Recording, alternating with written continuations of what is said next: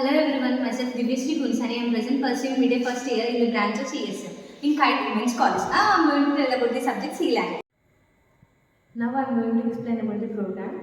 For that aim, write a program for sum and average of 3 numbers. For average of 3 numbers. దానికి programme వచ్చేసి STD above.h అనేది header ఫైల్లో fit చేసుకోవాలి. ఇంట్ main తీసుకుంటాం. Main లేకపోతే ప్రోగ్రామ్ అనేది స్టార్ట్ కాదు. ప్రతిదానికి ఏ ప్రోగ్రామ్ అని చేయాలంటే దానికి మెయిన్ అనేది ఉండాలి. ఫస్ట్ ఇంట్ ఆఫ్ ఏబిసి అనే ఒక 3 వేరియబుల్స్ని మనం తీసుకున్నాం.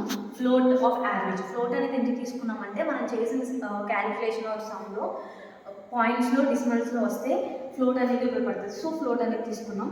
Print of enter the three integers అంటే ప్రింట్ అంటే మనం ఇచ్చిన స్టేట్మెంట్ని ప్రింట్ చేస్తుంది. స్కాన్ అంటే మనం ఏదైతే ఇస్తామో అది రీడ్ చేస్తుంది ప్రోగ్రామ్ని, దాన్ని స్కాన్ అంటాము.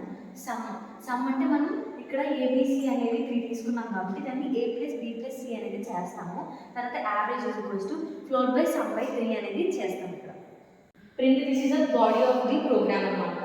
ఫస్ట్ ఇక్కడ sum is equals to percentage d అంటే దీన్ని మనం నెంబర్స్కి వాడతాం. And average is equals to percentage of float sum by average అనమాట. Returns to 0.